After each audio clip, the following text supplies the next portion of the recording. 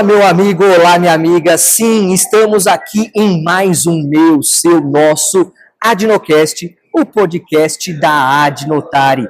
E vocês estão vendo que está rendendo esse seminário da nossa Adnotari. Sim, aqui na Casa de Portugal. Nós temos aqui um evento maravilhoso que está rolando, tá lá, os painéis estão acontecendo e eu estou pegando justamente os principais nomes que estão passando por aqui para conversar, para que a gente possa ter aqui uma experiência diferenciada. E acabou agora há pouquinho o painel do Dr. Narciso Orlandi Neto. Tudo bem, meu amigo? Tudo ótimo? É um prazer estar com você novamente. Muito obrigado por ter essa disposição para poder conversar com a gente, que com certeza eu vi uma parte do seu painel porque eu estava aqui gravando, mas foi incrível. Então, quero muito que o senhor se sinta aqui bem à vontade para a gente poder conversar um pouquinho sobre esse tema que é maravilhoso, né? Muito bom. E olha só, antes de começar, peraí, você não é associado, não é associada ainda?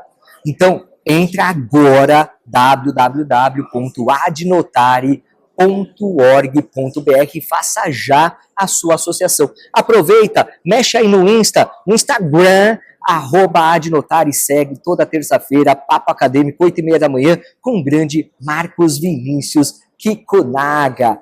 Olha só, eu vou conversar então aqui com o Dr. Narciso Orlandi Neto.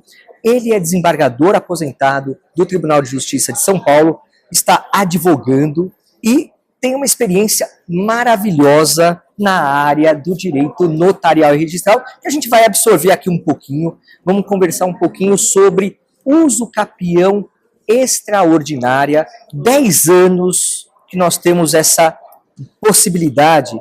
E, doutor Narciso, eu queria realmente conversar com o doutor com relação a essa evolução, como que as perspectivas desde a origem da lei até agora, como que o senhor vê esse cenário da uso capião extraordinária? Como outras novidades que apareceram no nosso sistema jurídico, a possibilidade de a uso capião ser reconhecida na via extrajudicial também demorou um pouquinho para ser implantada. Muitos cartórios ainda de São Paulo não tem nenhum processo de uso capião extrajudicial. Quer dizer, não é culpa do oficial registrador, nem dos juízes. São os advogados que não fazem os processos. Ou eles optam pela via judicial, ou eles simplesmente não entram com a ação de uso capião para regularizar o direito de propriedade quando é possível. E a uso capião tem sido usada muito para regularizar o direito de propriedade. A uso capião é o reconhecimento da propriedade com base na posse. Esse é o objetivo. Esse é o cerne do Instituto. Mas ele serve também para regularizar. A pessoa tem o direito de propriedade, mas não consegue levar para o registro de imóveis. Então, a uso capião serve para isso. Junta os documentos que ela tem, os títulos que ela tem, com a posse. E a posse é fundamental para obter o direito de propriedade. Sim, e quando até essa sua fala agora, doutor Narciso, foi justamente, eu peguei uma parte final da sua exposição e o senhor bem falou, olha, secundariamente é uma regularização imobiliária que está sendo feita, mas o principal é o reconhecimento do domínio pela posse. Isso, e permitir que esse direito de propriedade entre no registro de imóveis. Eu adquiro a propriedade pela posse, por uso capião, independentemente do registro. Se eu tenho posse há mais de 15 anos, posse mansa, pacífica, sem oposição de ninguém, eu já sou proprietário. Só que meu título não está no registro de imóveis. Então eu não posso dar o imóvel em hipoteca. Mas eu levando a declaração do uso capião para o registro de imóveis, aí sim. Aí eu posso dar o imóvel em hipoteca. Porque a uso capião é modo originário de aquisição da propriedade, independe do registro. Entendeu? Sim. E daí a desnecessidade do registro para ser reconhecida. Eu preciso do registro para poder usar o direito de propriedade para, por exemplo, obter empréstimo. E assim, o próprio valor do imóvel, ele um sem uma documentação e outro com uma matrícula. Totalmente diferente. Com matrícula, com registro, em nome do proprietário no registro de imóveis, o valor é outro. A posse é respeitada, mas ela não é inatacável, como é o título de propriedade. Porque assim, a posse a gente tem os interditos possessórios, a gente tem uma forma bem consolidada já, só que a propriedade ela consegue, primeiro que ela também tem um aspecto de dignidade da própria pessoa, que vai ter o título realmente lá matriculado, ter a aquisição sendo promovida.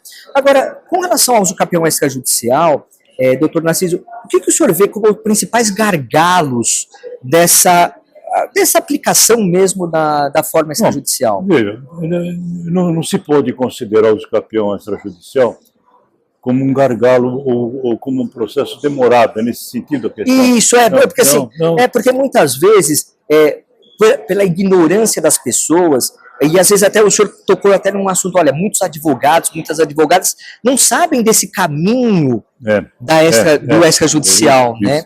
Porque acham que é mais complexo também. É mais exigente, mas não é mais complexo do que o judicial.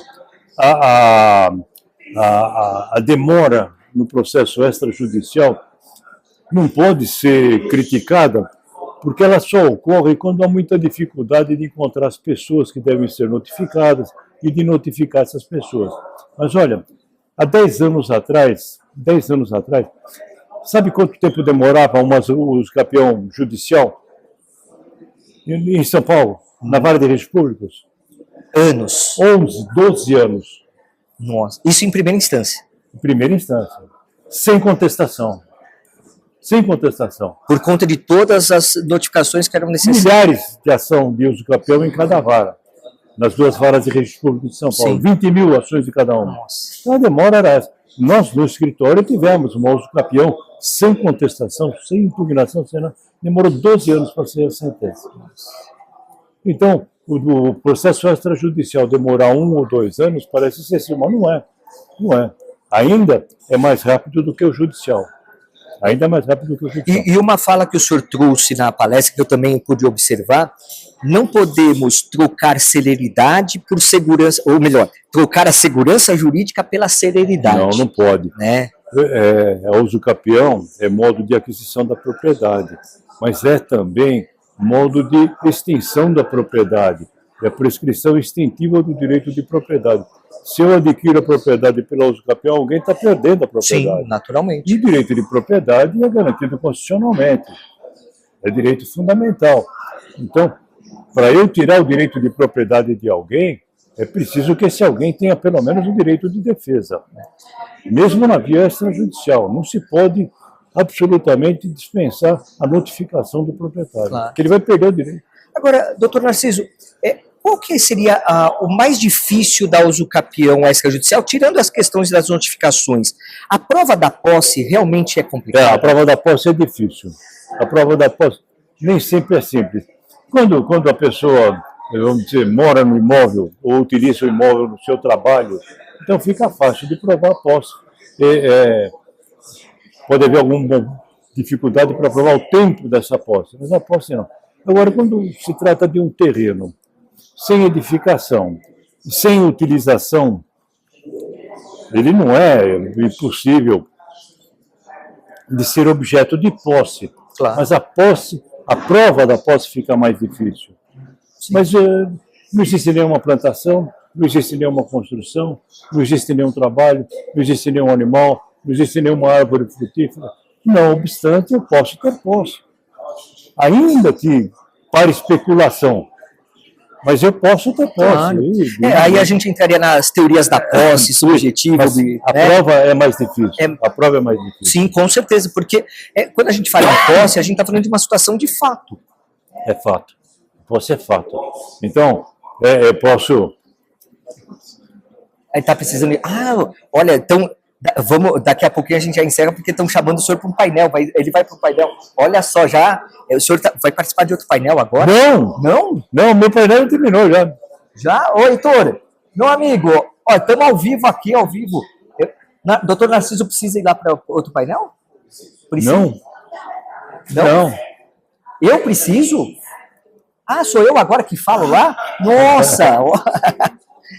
Se der para fazer o outro lá. Bom, mas. Doutor Narciso, então, realmente, porque a posse é uma situação de fato. De fato, Né? E como o senhor bem disse, salvo a situação de residência, de trabalho, tal, que é muito mais fácil, né? Você tem um vizinho falando, não, ele está aqui todo dia, isso, aqui, tem declarações. Né? Por isso que a ata notarial é importante.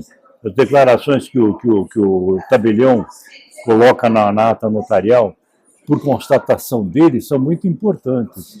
Então, se tem qualquer indício de posse, eu preciso que o tabelião narre, tire fotografia, porque é a prova da posse. O oficial do registro de imóveis não vai ao imóvel. Não vai. Ele confia na palavra do notário. Ele vai fazer a valoração daquilo que está na ata notarial. Da prova que foi documental e da ata notarial. A ata notarial ela é importante porque ela mostra o resultado de uma visita ao imóvel, de uma inspeção ocular do imóvel. Então, o tabelião coloca na ata o que ele viu efetivamente. Ele não qualifica a posse se é boa, se é ruim, se tem 20 anos ou 10 anos. Mas ele afirma, o requerente estava comigo e tudo indicava que a posse é dele. E até porque ele está fazendo uma análise daquele momento específico. Né? Ele não tem como voltar no passado e falar assim, olha, há 15 anos você já está... Não. E nem qualificar a posse. Não, a posse é justa, a posse é perfeita, não há impugnação. Não. Ou mesmo assim, é uma posse ad usucapionem também, porque ele pode ter uma posse só ad interdicta, que, né, porque, sabe, olha só, doutor Narciso, uma vez, quando eu advogava, porque nos últimos 13 anos eu atuo como leiloeiro público, então eu não posso advogar, mas quando eu advogava, eu peguei uma ação de usucapião para contestar, em que na inicial o autor afirmava que a posse originava de um contrato de locação. Eu tive essa experiência como juiz. Teve? Será que foi o mesmo caso? Não sei. Mas era um processo que estava em 3 volumes, eu lembro bem, e tinha audiência de instrução e julgamento, contestação, tudo. E eu fui ouvir o autor da ação em depoimento pessoal. Os contestantes tinham requerido. Então, a primeira pergunta que eu fiz para ele foi assim, como é que o senhor entrou no imóvel? Meu pai foi contratado para tomar conta. Eu falei, acabou o processo. Eu não preciso mais de prova nenhuma. Sim.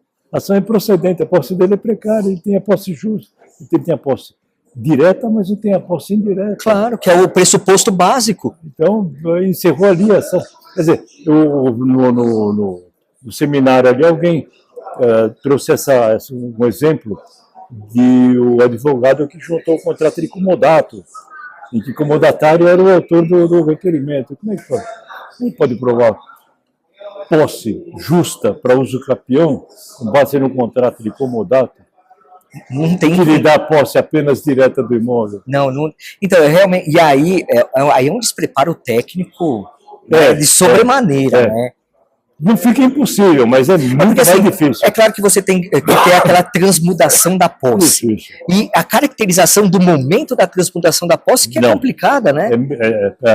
A prova é muito difícil. Sim. Né? A prova, porque ela se dá no ambiente subjetivo, né? O possuidor, de repente, ele fala, bom, agora, a partir de hoje, eu passo a possuir como proprietário para obter o usucapião. Não existe esse momento, né?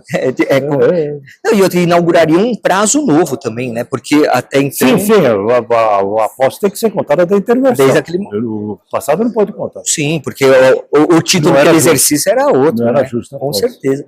Você vê, são tantos detalhes, né, doutor Narciso, que envolvem a posse, porque muitas vezes o que eu vejo, a posse às vezes é mal compreendida sobre esses aspectos e geram falsas expectativas. A sensação da posse é importante. Eu me lembro bem, quando era juiz substituto, começando na carreira, eu tive um problema sério na primeira comarca que eu estava, com as ações possessórias. Eu tinha estudado propriedade e tinha estudado posse na faculdade. A teoria eu sabia bem, sim, mas não sabia o que era posse. Sentir o que é posse, despregar a posse da propriedade, isso que é difícil de entender.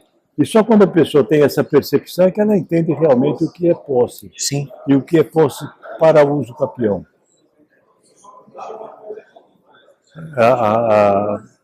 A posse é, acima de tudo, uma sensação. Eu sou dono. Não importa se tem o registro ou não tem o registro. Mas eu sou dono. Eu sou dono. E exerço, física. E exerço os poderes como se eu fosse realmente, exatamente. Né? Independentemente de eu ser proprietário. Para mim era difícil descolar a posse da propriedade. O proprietário ele tem direito à posse. Eu não fazia distinção na minha cabeça, embora eu soubesse toda a teoria, do jus possidendi e do jus possessionis. Não dava importância ao jus possessionis, que é o direito derivado da posse mesmo. Sim. Simplesmente da posse. Sim. E não derivado do direito de propriedade. É interessante porque a posse por si só, ela tem valor. Ela tem um conteúdo econômico. Muito. Veja, a propriedade imobiliária no Brasil, principalmente na região, na zona rural, ainda no estado de São Paulo, a descrição dos imóveis é muito precária. Verdade. E, no entanto, os bancos aceitam os títulos com uma descrição precária. Por quê? Porque, na verdade, eles confiam na posse. Na posse. Verdade. Eu não tenho um título absolutamente perfeito, mas eu tenho a posse. E a posse é respeitada. Então, a importância da posse também está nesse aspecto. Sim, com certeza. E é interessante, até indo para a minha atividade como leiloeiro, eu vejo muitas vezes que a posse é o objeto da penhora e eu vou fazer a expropriação da posse que foi avaliada. Então, não são raras as vezes, principalmente em algumas localidades, você pega, por exemplo, litoral norte de São Paulo, onde realmente há uma situação da maioria dos imóveis não ter matrícula. Você pega, por exemplo, Ilhabela, 70% dos imóveis em Ilhabela não tem matrícula, por conta das peculiaridades da região. Então você tem penhora de posse, avaliação de posse e o ato do leilão sendo realizado com objeto posse. Perfeitamente. Perfeito. Se essa posse for boa para uso capião, eu arremato praticamente a propriedade. Sim. E muitas vezes até essa penhora recai sobre terrenos que não tem nenhuma construção, não tem nada, que é o exemplo que o senhor trouxe há pouco, realmente. E a regularização, claro, o arrematante que vai buscar, obviamente. O problema é a confiança nessa posse, né? A confiança na posse. Até, doutor Narciso, a Adnotari vai ter... Me chamou para escrever alguns artigos, e eu escrevi um artigo sobre uso capião, o leilão da posse e a uso capião, que é justamente isso, na questão da sucessão da posse, né? Porque é uma sucessão a título singular, porque o arrematante ele vai poder, se ele quiser, somar ou não o tempo de posse do antecessor, né? Também tem essas outras características interessantes. Né? Como a arrematação é modo derivado de aquisição da propriedade, existe transmissão. Concordo perfeitamente com isso. Não existe transmissão da posse também, eu posso somar minha posse a do executado antecessor. Doutor Narciso, já que o senhor pegou esse gancho, eu nem ia falar disso, mas o senhor trouxe aqui. Eu entendo, como o senhor, a arrematação é uma forma de aquisição derivada da propriedade, do direito que está sendo objeto do leilão, porque ela decorre da penhora. A penhora ela decorre da ligação entre o executado para com aquele bem, aquele direito. Então, se você não tem a prova para a penhora de que há uma ligação do executado para com aquele bem, você não tem penhora. E se você não tem penhora, você não tem o ato de expropriação. Pelo menos essa é a minha ideia sobre. Uma visão bem simples, bem rudimentar da prova de que a arrematação é um modo derivado de aquisição da propriedade, é que, na verdade, o poder público expropria a disponibilidade do devedor. Ele pega a disponibilidade do devedor e vende o imóvel. Mas quem está transmitindo é o vendedor. Sim. Essa é a diferença. Sim, por isso que não pode ferir a continuidade. Não há. Agora... Eu pago, como é que pode ser originária a minha Com certeza. E olha só, e eu aproveito isso porque por exemplo, o tema 1134 do STJ, que fala que o IPTU, seguindo a linha do artigo 130, parágrafo 1 do CTN, que, claro, o arrematante não é responsável por débitos tributários anteriores à arrematação. Perfeito. 908, parágrafo 1º do CPC, fala que subroga no produto da arrematação as obrigações próprio terreno. Né? Todos os débitos do imóvel, inclusive as obrigações próprio terreno. Então, não que seja uma forma sui generis, mas você tem que analisar, e eu vejo, do ponto de vista notarial e registral, é derivada, e do ponto de vista dos débitos que recaem sobre o imóvel, nasce um novo direito para o arrematante com relação às obrigações decorrentes daquele imóvel. Não sei se eu queria ouvir a sua opinião também, aproveitando. Na minha visão, simplesmente as obrigações não acompanham o imóvel. Apenas isso. Apenas elas continuam onerando ou sendo obrigações do devedor. E a satisfação, a satisfação delas vai ser feita com o produto da arrematação. Mas isso não interfere no modo de aquisição da propriedade. Não tem nada a ver com o modo de aquisição da propriedade. Isso é interessante, doutor Narciso, porque eu fiz um estudo da jurisprudência do STJ, quando o STJ fala arrematação, aquisição originária, vários julgados. Só que todos os julgados que eu analisei, pelo menos, estão relacionados às obrigações que recaem sobre o imóvel e não sobre o fato de ser para fins registrais. Né? Eles querem dar essa explicação para a decisão de as obrigações ficarem com o produto da arrematação. Sim, com certeza. Mas não é essa a explicação. Porque o termo que se usou acaba. E assim, claro que nós já tivemos, em tempos pretéritos, a interpretação da corregedoria com relação. Né, um tempinho curto que teve, como aquisição originária, e aí. Né, a carta de arrematação era registrada de forma bem mais simplória, porque não observava a continuidade. Mas isso já faz anos, né? Uns 13 anos. O Conselho mudou novamente, já faz pelo menos uns 13 anos. Uns 13 anos, isso. Mudou novamente, né? E com razão. Mas o Conselho mesmo, anteriormente, entendia que era modo derivado. Aí depois ele foi para o originário e depois... já ficou um tempinho. Talvez uns 6, 7 anos. Isso, claro, em São Paulo e em outros estados tem alguns posicionamentos que são diversos. Né? Na trabalhista, na Justiça do Trabalho, o entendimento comum é de que é modo originário. Porque eles têm muita dificuldade para registrar a carta de arrematação por causa disso, né? O devedor é mais liso,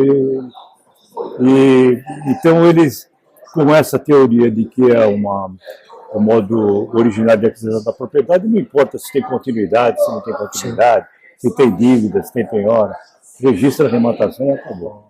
Doutor Narciso, olha, a gente foi navegando por vários temas.